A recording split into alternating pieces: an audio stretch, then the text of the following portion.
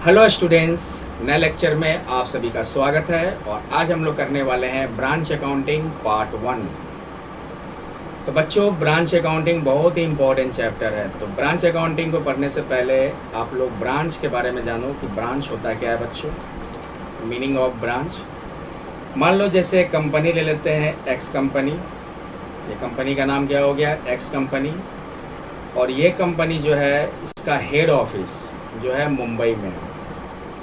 Head office कहाँ है बच्चों, मुंबई में। कंपनी को ही जनरली क्या कह सकते हो, हेड ऑफिस कह सकते हो, क्योंकि मेन संचालन कहाँ से होता है, मेन ऑपरेशन कहाँ से होता है बच्चों, हेड ऑफिस से होता है किसी भी कंपनी का।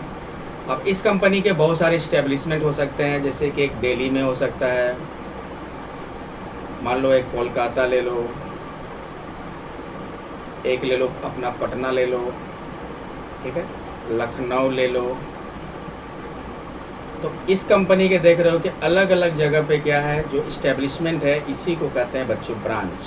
यानी कि एक्स कंपनी के क्या क्या ब्रांच हो गए, तो एक दिल्ली ब्रांच हो गया, एक कोलकाता ब्रांच हो गया, एक पटना ब्रांच हो गया और लखनऊ ब्रांच हो गया। तो बेसिकली ब्रांच का मतलब क्या हो गया, establishment described as a branch by the company. Simple, या कह सकते हो वह इस्टेब्लिशमेंट जिसका कंट्रोल हेड ऑफिस के द्वारा होता है, उसे हम क्या कहते हैं, ब्रांच। अब बच्चों, जब भी ब्रांच अकाउंट बनाओगे तो किसके बुक में बनाओगे, हेड ऑफिस के बुक में ब्रांच अकाउंट बनाया जाता है बच्चों, हमेशा याद रखना। तो ब्रांच जिस बिजनेस के ब्रांचेज हो, जैसे मान लो एक्स कंपनी है, तो इस कंपनी में मान लो 3 ब्रांचेज है। तो जिस बिजनेस में ब्रांच हो, उस बिजनेस में हर ब्रांच का प्रॉफिट या लॉस जानने के लिए, या हर ब्रांच का फाइनेंशियल पोजीशन को जानने के लिए हम कौन सा अकाउंट बनाते हैं, ब्रांच अकाउंट बनाते हैं। तो ब्रांच अकाउंट कहाँ यूज होगा, जिस बिजनेस में ब्रांचेज हो। तो ब्रांच बच्चों सेपरेट लीगल एंटिटी नहीं होता बिजनेस का, एकदम बिजनेस का ही पार्ट है, बिजनेस का ही सेगमेंट है। यानी कि दिल्ली ये जो ब्रांच है, ये किसके नाम से है, एक्स कंपनी के नाम से ही। यानी कि ये आपका बिजनेस का ही सेगमेंट माना जाएगा, ये सेपरेट एंटिटी नहीं होता है बच्चों, याद रखोगे। नेक्स्ट है ब्रांच अकाउंट्स क्या होता है।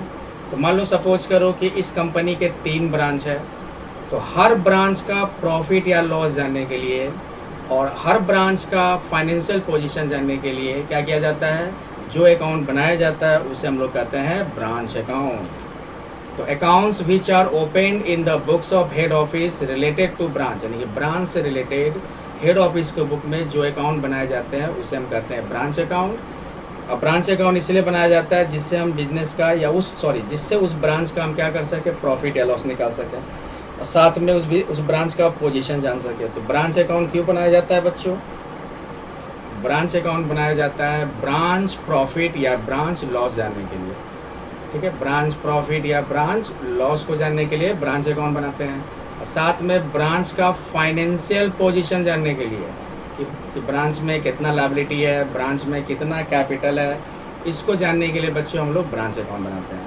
तो ब्रांच अकाउंट बेसिकली क्या होता है बच्चों, accounts that are opened in the books of head office related to branch to a certain branch profit और loss and the financial position are called branch account. Clear है बच्चों। और एक business में जितने भी ब्रांच होंगे, हर ब्रांच का अलग अलग अकाउंट्स ओपन होता है, और एक किसके बुक में बनेगा बच्चों, हेड ऑफिस के बुक में बनता है। नेक्स्ट है objectives of branch account. Branch account क्यों बनाया जाता है बच्चों, तो आप लोगों को बता चुका कि किसी बिजनेस का, किसी भी ब्रांच का प्रॉफिट या लॉस को जानने के लिए ब्रांच अकाउंट बनाते हैं। यानी कि एक बिजनेस में जितने भी ब्रांच है, हर ब्रांच का प्रॉफिट एंड लॉस जानना हो तो उसके लिए हम लोग क्या करते हैं, ब्रांच अकाउंट बनाते हैं। और साथ में ब्रांच अकाउंट इसलिए बनाया जाता है जिससे हम ब्रांच के फाइनेंशियल पोजीशन के बारे में जान सके, तो उसका स्पेसिफिक अकाउंटिंग पीरियड के एंड में उसके पास कितना एसेट्स है, कितना लायबिलिटी है, कितना उसका बैलेंस है। और साथ में ब्रांच एक्टिविटीज़ को कंट्रोल करने के लिए भी ब्रांच अकाउंट बनाया जाता है बच्चों। नेक्स्ट, ब्रांच कितने टाइप का होता है, तो ब्रांच कहेंगे 2 टाइप का होता है। एक होता है इनलैंड ब्रांच और एक होता है फॉरेन ब्रांच। इनलैंड ब्रांच का मतलब होता है कि जिसमें हेड ऑफिस और ब्रांच एक ही कंट्री का हो, सेम कंट्री का हो। यानी कि अगर इंडिया में ही हेड ऑफिस है और इंडिया में ही ब्रांच है, तो ऐसे ब्रांच को क्या करते हैं, इनलैंड ब्रांच। जैसे मान लो एक्स कंपनी है मुंबई की, यानी कि इसका हेड ऑफिस कहाँ हो गया, मुंबई में, और दिल्ली में इसके ब्रांच है, पटना में इसके ब्रांच है। तो ये आपका एक ही कंट्री में हेड ऑफिस और ब्रांच दोनों है, ये आपका कौन सा ब्रांच कहलाएगा, इनलैंड ब्रांच। और फॉरेन ब्रांच का मतलब होता है कि हेड ऑफिस दूसरे कंट्री में, ब्रांच दूसरे कंट्री में। जैसे मान लो यूएसए में हेड ऑफिस है और इंडिया में क्या है, इंडिया में ब्रांच है। तो ऐसे ब्रांच को हम लोग कहते हैं फॉरेन ब्रांच। ब्रांच बच्चों दो टाइप का, इनलैंड ब्रांच और फॉरेन ब्रांच। तो इनलैंड ब्रांच हो गया बच्चों, फॉरेन ब्रांच भी हो गया बच्चों। एक बार पढ़ लेते हैं इनलैंड ब्रांच का मतलब। An inland branch refers to a branch of a company और bank that is located within the same country as the main office, यानी कि हेड ऑफिस भी उसी कंट्री में, उसका ब्रांच भी उसी कंट्री में। और फॉरेन ब्रांच में क्या है बच्चों कि हेड ऑफिस अगर इंडिया में है तो उसके ब्रांच मान लो दूसरे कंट्री में है, तो आपका कौन सा ब्रांच कहलाएगा, फॉरेन ब्रांच। नेक्स्ट है बच्चों इनलैंड ब्रांच कितने टाइप का होता है। तो इनलैंड ब्रांच दो टाइप का, एक डिपेंडेंट ब्रांच और एक इंडिपेंडेंट ब्रांच। डिपेंडेंट ब्रांच क्या होता है बच्चों, तो कहेंगे वह ब्रांच जो पूरी तरह से हेड ऑफिस पे डिपेंड हो, मतलब कि ये खुद से सामान परचेज नहीं करेगा, इसको सामान कहाँ से सप्लाई होगा, हेड ऑफिस से। खुद से खर्च नहीं करेगा, इसको कहाँ से पैसे मिलेंगे, तो खर्च करेंगे हेड ऑफिस से। और ये अपना अकाउंट्स भी खुद मेंटेन नहीं करता, इसका अकाउंट्स कौन रिकॉर्ड करता है, हेड ऑफिस। तो ऐसे ब्रांच को कहते हैं डिपेंडेंट ब्रांच। इंडिपेंडेंट ब्रांच का मतलब कि ये अपना अकाउंट्स खुद भी बना सकता है। इंडिपेंडेंट ब्रांच का मतलब कि ये अपना अकाउंट खुद भी बना सकता है, लेकिन इसका मतलब ये नहीं कि हेड ऑफिस नहीं मेंटेन करता होगा इसका अकाउंट। हेड ऑफिस भी इसका अकाउंट बनाता है, लेकिन ये भी अपना अकाउंट्स खुद बना सकता है। हेड ऑफिस से भी इसको सामान मिलते हैं, ये खुद से भी सामान डायरेक्ट परचेज कर सकता है। हेड ऑफिस से भी पेमेंट होता है, ये खुद से भी डायरेक्ट पेमेंट कर सकता है। तो ऐसे ब्रांच जो पूरी तरह से हेड ऑफिस पे डिपेंड नहीं हो, ऐसे ब्रांच को कहते हैं इंडिपेंडेंट ब्रांच। तो बच्चों इनलैंड ब्रांच का मतलब हेड ऑफिस इंडिया में, तो उसके ब्रांच भी इंडिया में। तो इनलैंड ब्रांच दो टाइप का, डिपेंडेंट ब्रांच और इंडिपेंडेंट ब्रांच। अब बच्चों हम लोग करते हैं, ये तो हो गया हमारा डिपेंडेंट ब्रांच क्या है और इंडिपेंडेंट ब्रांच क्या है। नेक्स्ट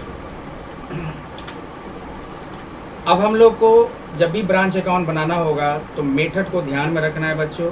तो ब्रांच अकाउंट्स को 4 मेथड से रिकॉर्ड किया जाता है। फर्स्ट मेथड है आपका सिंपल सिस्टम और डेटर मेथड। फर्स्ट सिस्टम क्या है, सिंपल सिस्टम और डेटर मेथड।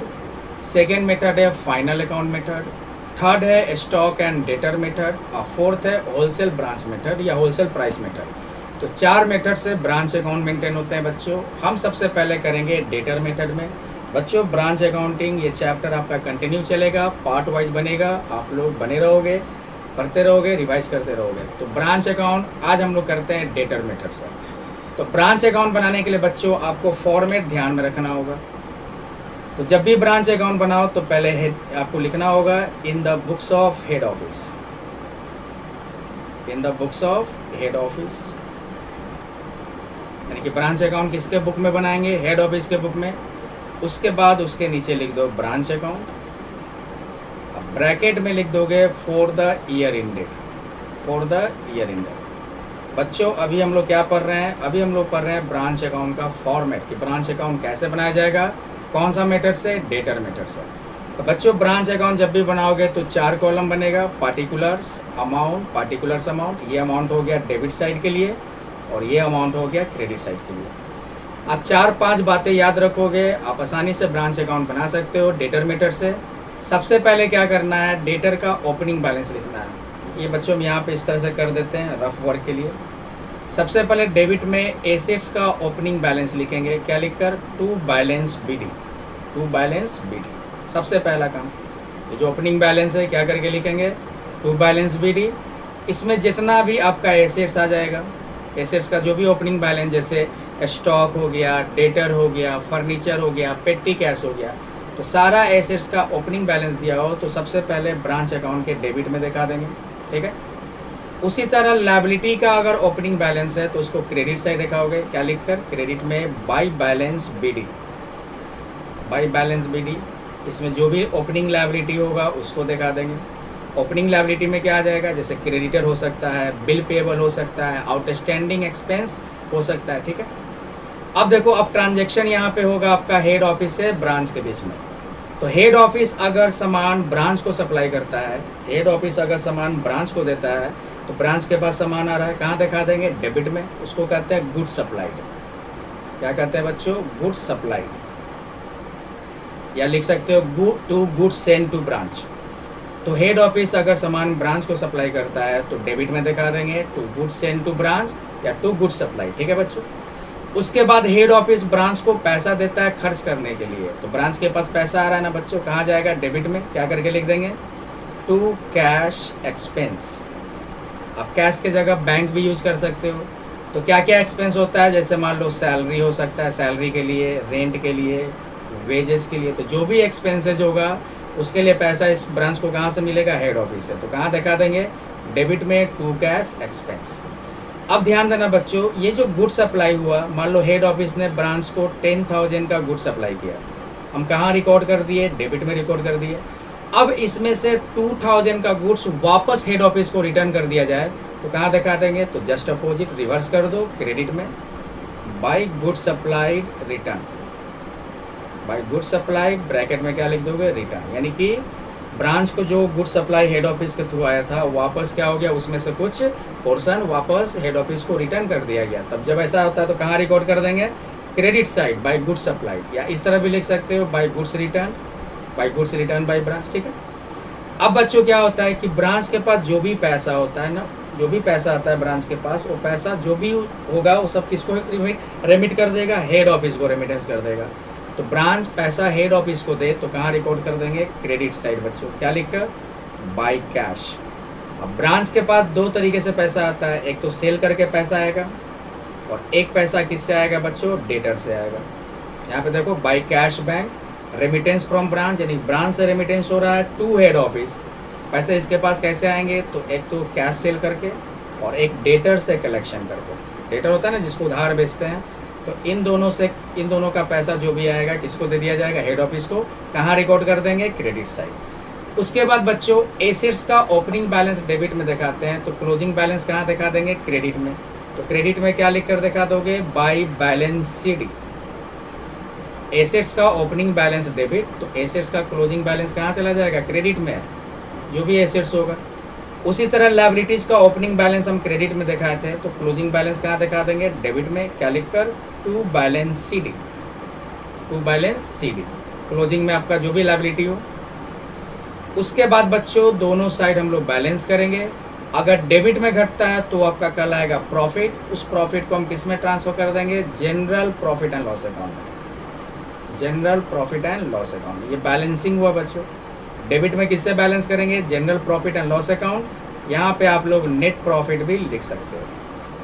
वही अगर क्रेडिट में घटेगा तो लॉस होगा, उसको भी किधर क्या किस में ट्रांसफर कर देंगे, general profit and loss account में। ये भी बच्चों आपका लॉस हो गया। और इसके ब्रैकेट में हम लिख सकते हैं नेट लॉस भी लिख सकते हैं। ठीक है। तो ये है बच्चों ब्रांच अकाउंट का फॉर्मेट। बहुत ही आसान है बच्चों, बस 4-5 बात याद रखोगे आप आसानी से हो जाएगा। 4-5 चीज़ें ध्यान में रखोगे आप आसानी से ब्रांच अकाउंट बना लोगे बच्चों। तो ये था फॉर्मेट। अगर चाहो तो इसको कॉपी कर सकते हो या स्क्रीनशॉट ले सकते हो। अब चलो एक क्वेश्चन करते हैं बच्चों। ये रहा हमारे सामने क्वेश्चन। द राम कंपनी गया, ये आपका हेड ऑफिस हो गया बच्चों। Has their branch at Patna, और ये आपका क्या हो गया, ब्रांच हो गया। पटना ब्रांच है, गया आपका हेड ऑफिस, कंपनी का नाम Ram company. Which sells goods for cash only, सामान किस पे बेचता है वो ब्रांच, केवल नगद बेचता है। यानी कि जो पटना ब्रांच है वो सामान किस में बेच रहा है, नगद बेच रहा है बच्चों, कैश में बेच रहा है। The following are the transactions between the head office and branch, और ये सारा क्या दिया हुआ है, हेड ऑफिस और ब्रांच के बीच का ट्रांजेक्शन का इन्फॉर्मेशन दिया है। फ्रॉम द एबव इन्फॉर्मेशन तुमको क्या बनाना है, पटना ब्रांच अकाउंट बनाना है बच्चों। तो कैसे बनाएंगे, क्वेश्चन सिंपल सा लग रहा है, मतलब डेटर मेथड से बनेगा बच्चों। तो आप फॉर्मेट को ध्यान में रखो। फॉर्मेट में क्या क्या देंगे, सबसे पहले बच्चों आप दे दोगे इन the books of head office. तो हेड ऑफिस क्या है, राम कंपनी गया, ब्रैकेट में हेड ऑफिस सबसे पहले लिखेंगे। उसके बाद ब्रांच अकाउंट लिखोगे, जैसे पटना ब्रांच है तो पटना ब्रांच अकाउंट लिख दिए। ब्रैकेट में डेट दे दोगे, for the year in date 31 March. कौन सा ईयर है, 31 मार्च 2022 है बच्चों। तो 31 मार्च 2022। 4 कॉलम बनेगा, पार्टिकुलर्स अमाउंट, ये अमाउंट आपका डेबिट के लिए और ये अमाउंट आपका क्रेडिट के लिए। अब बच्चों बताओ आप लोग कि ब्रांच अकाउंट बनाएंगे तो सबसे पहले क्या देते हैं, सबसे पहले देते हैं एसेट्स का ओपनिंग बैलेंस। तो क्वेश्चन में पहले देख लो, एसेट्स का ओपनिंग बैलेंस में ओपनिंग स्टॉक दिया हुआ है बच्चों, तो इसको दिखाएंगे ना, एसेट्स से स्टॉक। तो टू बैलेंस BD स्टॉक लिखकर दिखा दिए कितना, 40,000। सबसे पहला काम यही करेंगे कि एसेट्स का ओपनिंग बैलेंस देंगे। अब बच्चों ओपनिंग बैलेंस एसेट्स में केवल स्टॉक दिया है, बस हो गया। अगला क्या देते हैं बच्चों, अगला हम लोग देते हैं गुड्स सप्लाइड।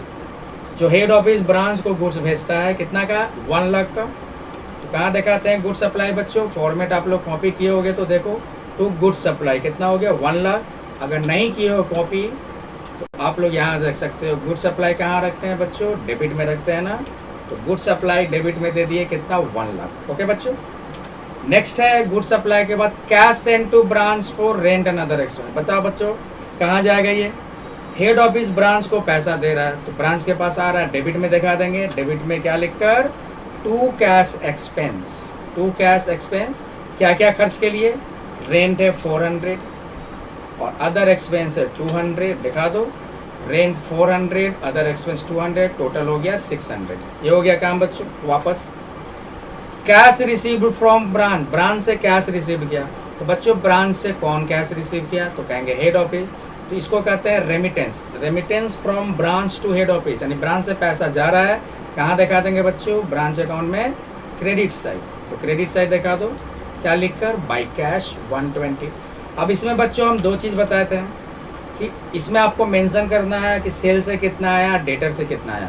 तो क्वेश्चन में देख लेना, अगर मेंशन किया हो तो वहाँ मेंशन करेंगे, नहीं किया हो तो नहीं मेंशन करेंगे। तो यहाँ पे बच्चों देखोगे सिर्फ लिखा है कैश रिसीव फ्रॉम ब्रांच, कितना सेल से कितना आया, डेटर से कितना आया ये आपको नहीं पता है तो मत दिखाओगे, आप डायरेक्ट लिख दो बाई कैश 1,20,000। उसके बाद बच्चों देखो क्या है, क्लोजिंग स्टॉक है 30,000 और क्लोजिंग बैलेंस ऑफ पेटी कैश है 20। तो ये आपका हो गया बच्चों एसेट्स का क्लोजिंग बैलेंस। तो एसेट्स का ओपनिंग बैलेंस हम लोग यहाँ लिखते हैं टू बैलेंस बीडी, तो क्लोजिंग बैलेंस लिखेंगे credit side by balance CD. तो क्या क्या एसेट्स में आपका है, आपका क्लोजिंग स्टॉक है 30,000 और पेटी कैश है 20, दे दो। स्टॉक हो गया 30,000, पेटी कैश हो गया 20, टोटल 30,020। अब बच्चों इधर हम लोगों ने यहाँ से यहाँ तक दिखा दिया, ये तो बच्चों हम लोगों ने निकाला है, फाइंड आउट किया है, और इधर से हमारा ये टोटल आया। तो हम दोनों साइड जोड़ेंगे तो क्रेडिट में अधिक अमाउंट आएगा। कितना क्रेडिट में आएगा, 1,50,020। तो क्रेडिट अधिक अमाउंट है, अब इसको बैलेंस कर दो, डेबिट में घटेगा। डेबिट में आपका 50,600 आया, डेबिट में आपका आया 1,40,600, सॉरी 1 लाख है, 1,40,600। और क्रेडिट में आया 1,50,020, माइनस कर दोगे, इधर घटेगा, क्या कहलाएगा, नेट प्रॉफिट, जो जनरल पीएल अकाउंट में ट्रांसफर हो जाता है। तो टू नेट प्रॉफिट लिखकर भी कर सकते हो, और नहीं तो to general profit and loss account लिखकर भी बैलेंस कर सकते हो। ब्रैकेट में बच्चों बैलेंसिंग फिगर इस तरह से दिखाना मत भूलिएगा। तो बच्चों ये था फर्स्ट पार्ट ब्रांच अकाउंट का। उम्मीद करता हूँ कि समझ में आया हो। अगर नहीं समझ में आया हो तो फिर से लेक्चर को रिपीट करके देख लोगे, समझ में आ जाएगा बच्चों। तो चलो बच्चों इतना तक कर लो, फिर मिलते हैं हम लोग नेक्स्ट लेक्चर में। कंटिन्यू ब्रांच अकाउंट का आपका लेक्चर स्टार्ट चलेगा बच्चों, तो आप लोग बने रहना। थैंक यू, पढ़ाई करते रहो बच्चों, बाय बाय।